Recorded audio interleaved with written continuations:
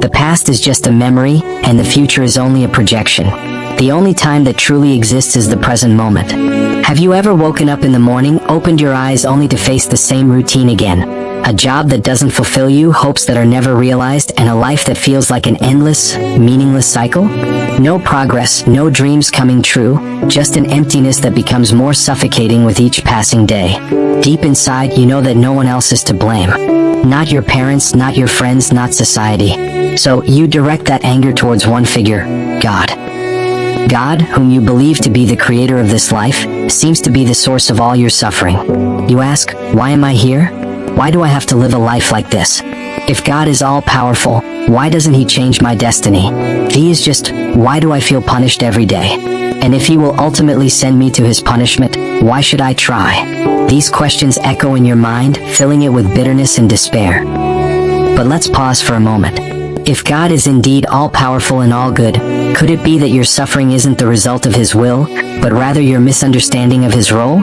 In philosophy, there is a concept that God created humans with freedom, not as puppets forced to follow a specific path, but as beings with the freedom to create their own way. However, with that freedom comes responsibility, the responsibility to accept the reality that life is the result of your own actions, decisions, and ways of thinking.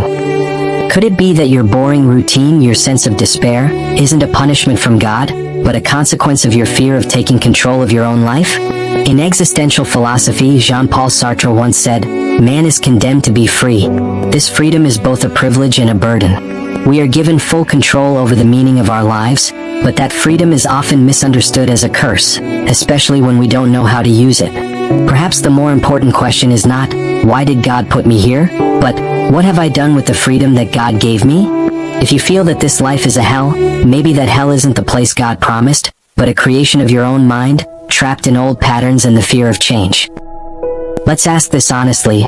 Do you truly know God, or have you only created an image of Him that fits your need to blame Him for your failures? And further, do you truly know yourself? God may have given you this life, but what you do with it is entirely your responsibility. And this is the essence of it all. To transcend suffering, you must begin to look inward, not outward. For the answer to all your questions may not lie in God, but in yourself. We cannot go back to repeat everything, and we have no control over future events. The only thing we can do is in the present moment, and one of the ways to change everything is now. Marco was a man living in the shadow of his past and the fear of his future. Every morning, he woke up with a fatigue that didn't come from his body, but from his mind that constantly wandered to places that never truly existed, painful memories of his failures in the past and terrifying scenarios about what might happen in the future. In his early 30s, Marco felt his life was empty, like a machine running without purpose. He blamed everything: his demanding parents, the society full of pressure, and even God, whom he saw as unjust. But one day, something simple, almost trivial, changed his life. Marco was sitting in the city park, lost in his dark thoughts, when an old man approached him. The old man, with a calm smile contrasting the noise and bustle around them, asked, "Why are you so tense?" Marco, who usually avoided talking to strangers, was strangely compelled to answer.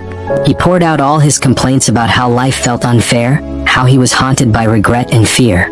The old man listened patiently, then said gently, "You're too busy with time, my son.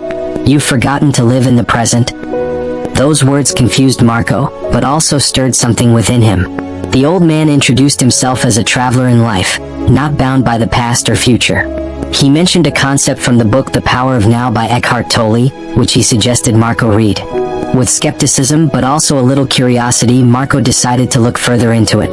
Over the next few weeks, Marco began reading the book and reflecting on the idea that the past and future were mere illusions, shadows created by the mind to trap humans in an endless cycle of regret and anxiety.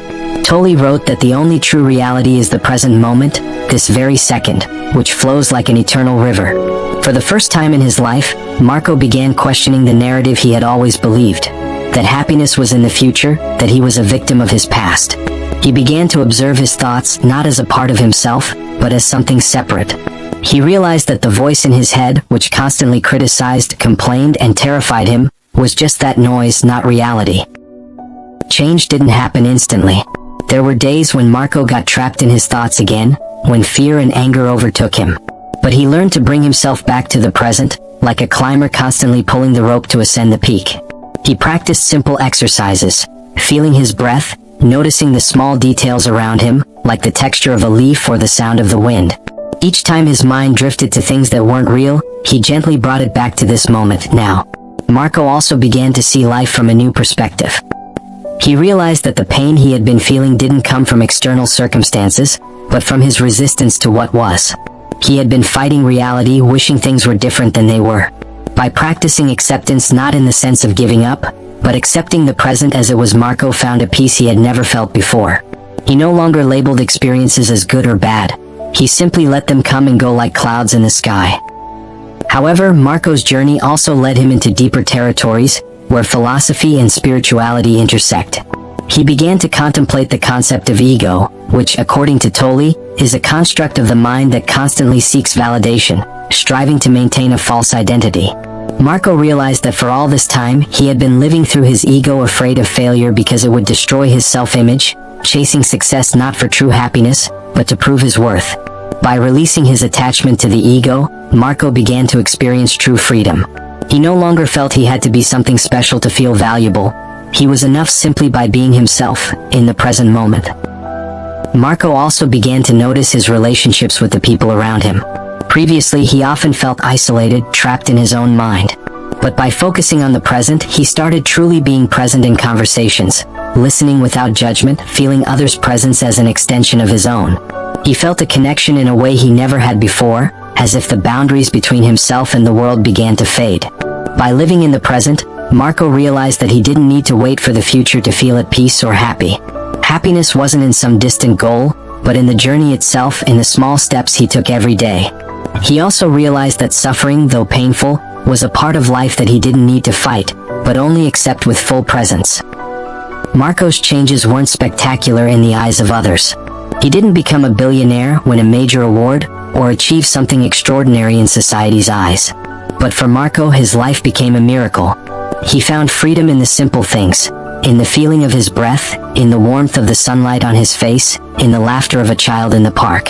He no longer sought the meaning of life outside of himself, but found it right here, now. And in that journey, Marco learned that life isn't about chasing something far off, but about being fully present in each moment, for the present is the only reality that ever exists. In the end, Marco realized that life isn't about chasing a future that may never come, or fighting the shadows of the past that can't be changed.